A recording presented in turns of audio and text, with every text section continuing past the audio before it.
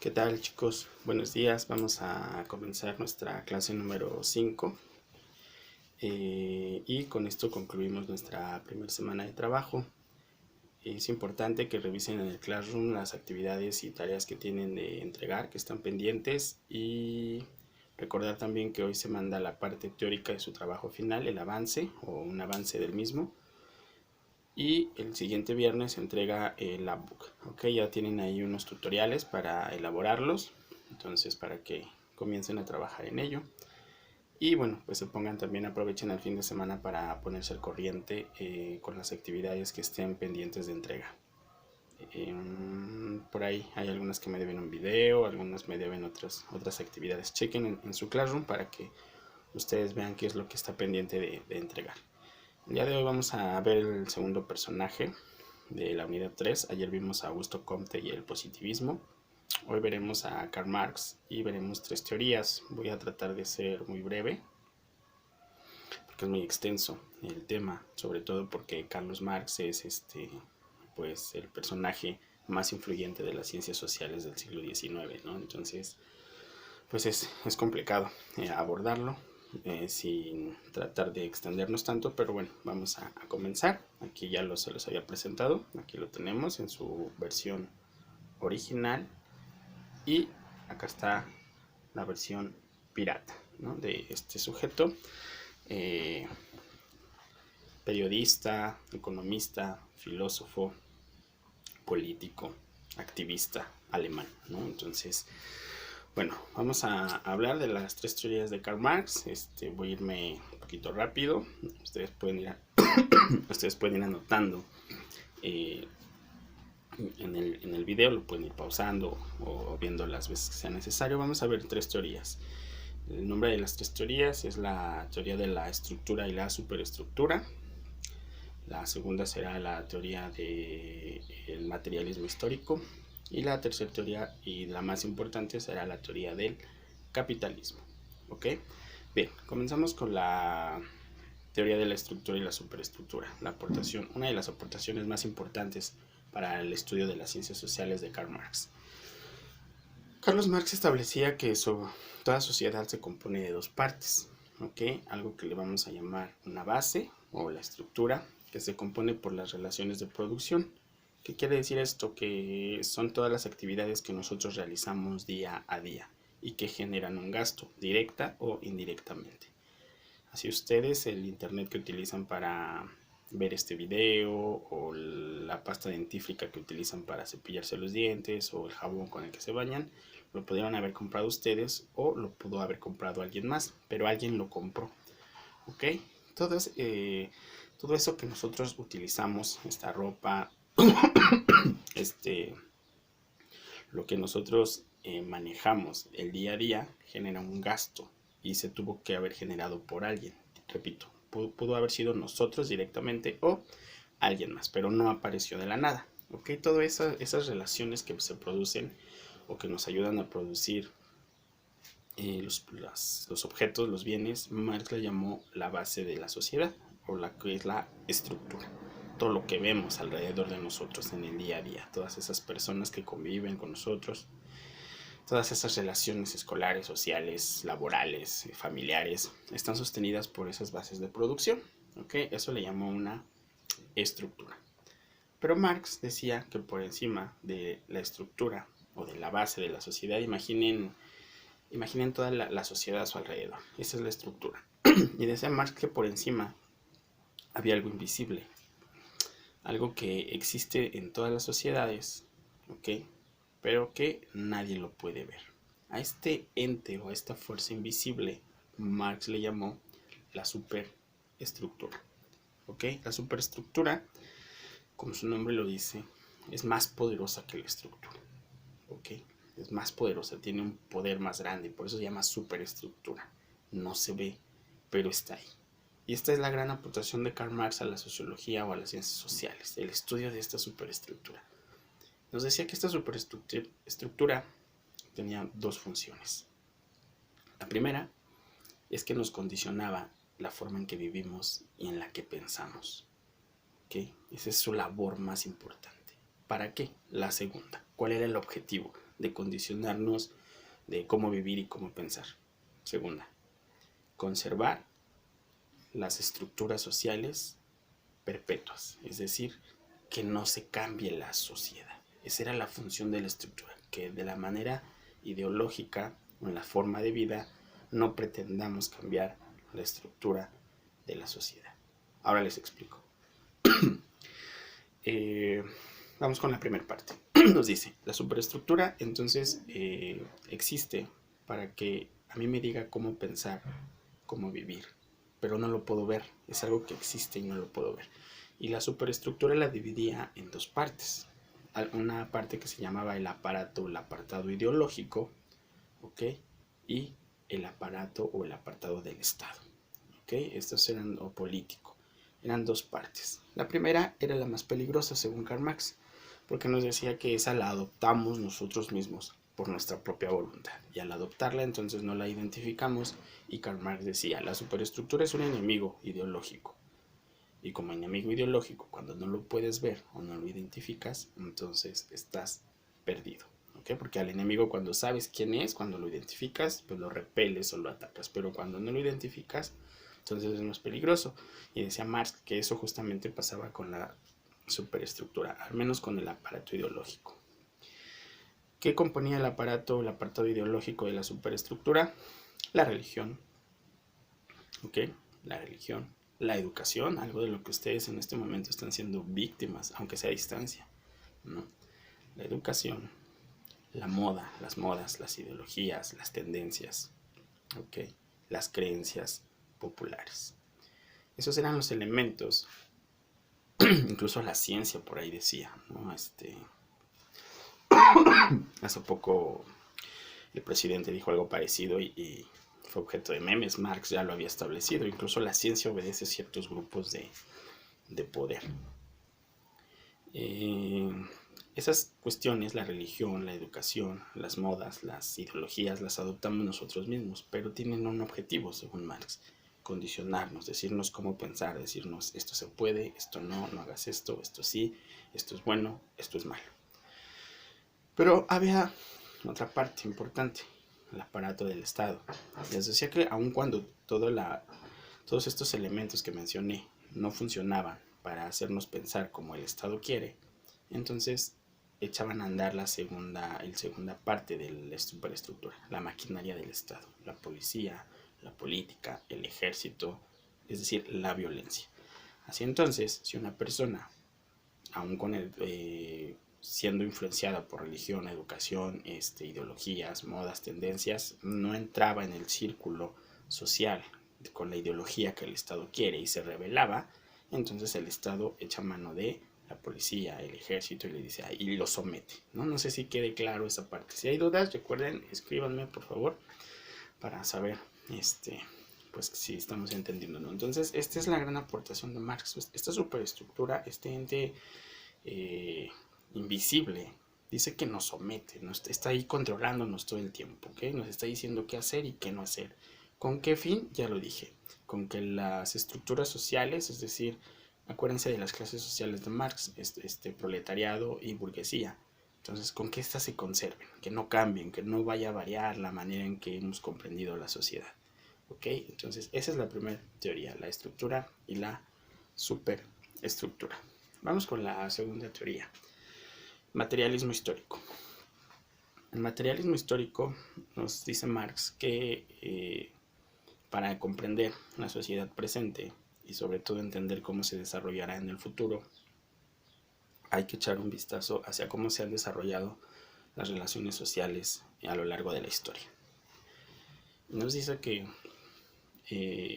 pues la idea de las ciencias sociales es cambiar la realidad. Dice que la filosofía interpreta la realidad, pero que las ciencias sociales tienen que cambiarlas, ¿no? Es decir, no solo estudiarlas e interpretarlas, sino cambiarlas, modificarlas.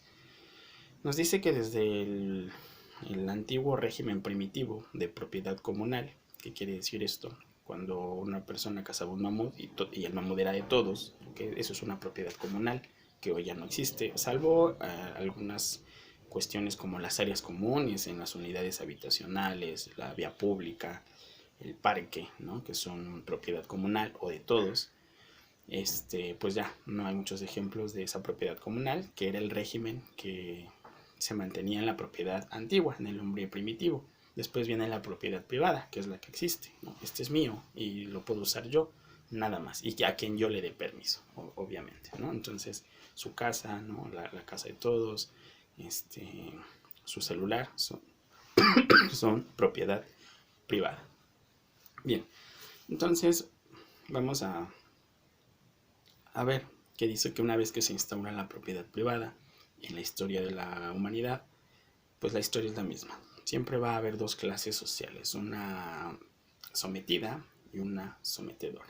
¿Ok? Entonces va a decir los ricos, los pobres. Y que va a cambiar el nombre, ¿no? Van a ser amos y esclavos, ciudadanos y plebeyos, burgueses y proletariados, no sé, gentiles y nobles, o la realeza y los pobres, etcétera, ¿no? Dice, lo único que cambia el ciudadano en Roma o el no ciudadano, lo único que cambia es el nombre. Pero a lo largo de la historia estas dos clases sociales han existido y seguirán existiendo. Y luchan por lo mismo, los bienes materiales. Vamos a poner el ejemplo. Recuerden que tengo mi botella de agua acá siempre. Esto es un bien material. Y vamos a suponer que esto es todo el agua que existe. Y van a pelear. Por una parte, en este caso en la actualidad lo vamos a llamar burguesía. La burguesía va a buscar el control de esta agua y el proletariado también. Y entonces la burguesía va a empujar hacia abajo al proletariado, mientras que el proletariado va a tratar de subir. Y esto va a hacer que este bien material, dice Marx, es el desarrollo de la historia. Entonces, al empujar las fuerzas contrarias, van a hacer que gire. Y cuando gira, avanza. Y es así como la historia avanza. Nos dice que si todos tuviéramos todo lo que deseamos, ¿okay? Si en este momento hubiésemos amanecido con todo lo que soñamos, no solo ustedes, sino todo el mundo, la historia no avanza. ¿Okay? No, nadie haría nada. Entonces es la lucha por las cuestiones materiales, por lo que Marx establece que la historia avanza. El proletariado empujando, queriendo salir, sobresalir, y la burguesía oprimiendo. Y esto hace que gire y gire y gire, y entonces así se desarrolla la historia. Se dan los movimientos sociales, las guerras, revoluciones, los grandes avances científicos, tecnológicos, y Marx a esto le llama el materialismo histórico. ¿Okay? ¿Por qué materialismo? Porque lo que hace que luchen las clases sociales es lo material. ¿Por qué histórico? Porque, repito, Marx nos explica con esto que ese es el avance de la historia. Si no, la historia sería estática. ¿Ok? Tercera teoría, y la más importante en materia de economía, la teoría del capital, el capitalismo. ¿Ok? Lo primero que tenemos que entender es qué es el capitalismo. El capitalismo es un modo de producción. ¿Ok? ¿Qué es un modo de producción? Un modo de producción es el sistema que utiliza un país para producir sus bienes y sus riquezas, que es el que prevalece en el siglo XXI en prácticamente todo el mundo. ¿Qué otros modelos hay aparte del capitalismo? El socialismo y el comunismo, creados ambos o identificados con Karl Marx. ¿Ok? Entonces el capitalismo es el sistema por el cual una persona que es dueña de una empresa obtiene dinero y ganancias a través del trabajo, que no es el de él, sino de una clase obrera o trabajadora. ¿Okay? Ese es el sistema capital. Ahorita se los voy a explicar más a detalle. Bien, rápidamente. ¿Cuánto llevamos? 14 minutos. No quería extenderme tanto, pero bueno. Vamos a ver. Marx divide la sociedad en dos clases sociales, burguesía y proletariado.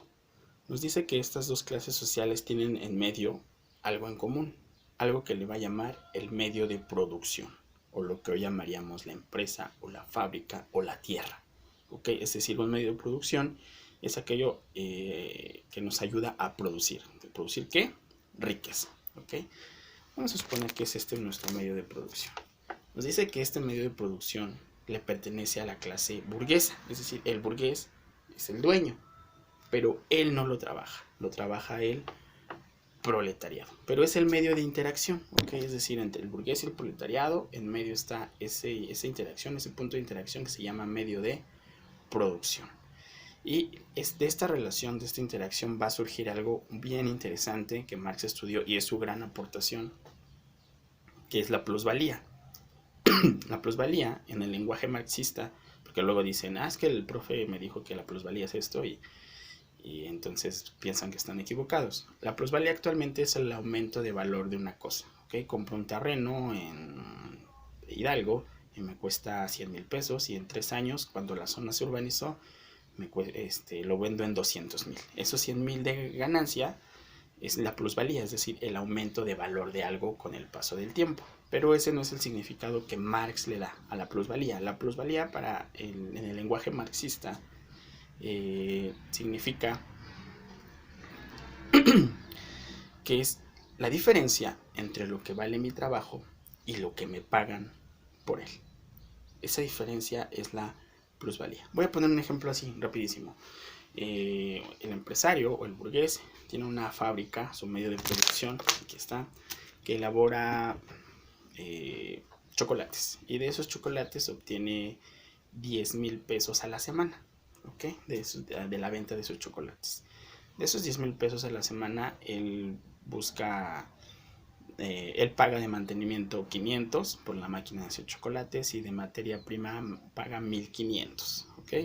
Y de impuestos y demás paga otros 500. Entonces, 2,500 pesos en sus gastos de producción y le quedan 7,500 pesos. De esos 7,500, Marx dice que la parte más importante para producirlos es el proletariado, quien trabaja esa máquina para elaborar los chocolates. ¿Ok? Entonces es la parte fundamental. Nos dice Marx entonces que debería de ganar de acuerdo a la importancia que tiene en el sistema de producción, a su participación en el proceso de producir riqueza. Dice que no podría ganar lo mismo que el burgués, obviamente, porque él no es el dueño de la máquina, él no asume el riesgo de invertir, etcétera, etcétera. Pero que sí tendría que ser compensado. Quedamos en que había 7,500 pesos. Dice, de esos 7,500, muy posiblemente, quizás 2,500 podrían ser, o 3,000, ¿no?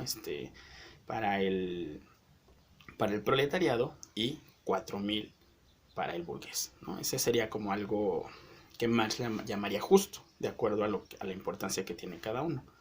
Sin embargo, eso no ocurre, ¿ok? Aún así, esos 4,000 pues ya son ganancia para el burgués, porque ya reinvirtió, va a producir otros 10,000 la siguiente semana y tendrá otros 4,000 pesos, ¿ok? Y el proletariado pues ganará bien. Sin embargo, eso no ocurre. De esos 7,500, quizás le den 500 o 1,000 pesos al proletariado, ¿ok? Ese es su sueldo. Entonces, ¿cuánto dijimos que era? 3,000, pero solo le dan 1,000. Esos 2,000 pesos, que es la diferencia entre lo que vale el trabajo del proletariado, pero que no se lo dan, sino que se lo queda el burgués, Marx le llamó plusvalía. ¿Ok? Esos 2,000 pesos no es ganancia, la ganancia son los 4,000, sino esos 2,000 pesos son algo que el burgués le extrae al proletariado y que indebidamente pues lo somete a una pobreza eterna. ¿Por qué?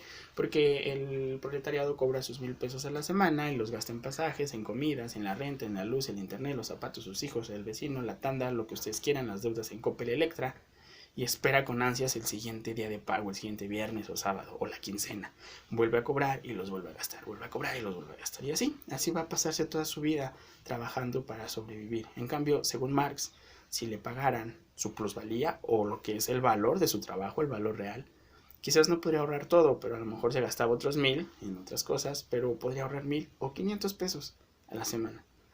Y a lo largo de un año tendría un pequeño capital. Y a lo largo de 2, de 3, de 4, quizás podría él emprender su propio negocio y pasar de ser un proletario a ser un pequeño, mediano o gran burgués. Y si él siguiera el círculo, es decir, pagara bien a sus proletarios, a sus trabajadores, entonces ayudaría así y la sociedad iría avanzando. Algo muy utópico. Hoy funcionamos nosotros con el sistema capitalista. Se nos paga con base a un salario y no con base a lo que participamos de las ganancias de una empresa. Entonces, ese es el capitalismo, algo que Marx criticó, buscó su derrocamiento, es el sistema que actualmente prevalece en el mundo, el sistema en el que el 95% de los países ocupan y que solamente hay muy pocos países con el socialismo y el comunismo, que bueno, explicaré un poco el lunes, ya se duró bastante el video el día de hoy. Entonces vamos con las actividades, por favor, para el día de hoy. Aparte de entreguen lo pendiente, por favor, avance, trabajo final. Hoy no elaborarán reporte de lectura. El tema de Marx en la guía es muy pequeño, aunque es muy extenso en realidad. Después lo verán en otra unidad. Entonces me elaborarán un esquema que es la tarea número 5, ¿okay? de las aportaciones de la unidad 3 con su guía. Y por ahí les dejaré una pregunta en el muro. Recuerden, casi diario les dejo una pregunta. Y el esquema de la clase de Comte y de Marx. Esto será todo el fin de semana, no lo entregan hoy, se entrega hasta el domingo en la noche, ¿ok? Para yo ya revisarlo. Su avance sí se entrega el día de hoy, ¿ok? Bien, pues me despido. Cualquier duda me pueden escribir por Classroom, por Hangouts. No olviden mandar su avance, por favor. Y pónganse al corriente con las actividades si es que me deben alguna. Que tengan un excelente día.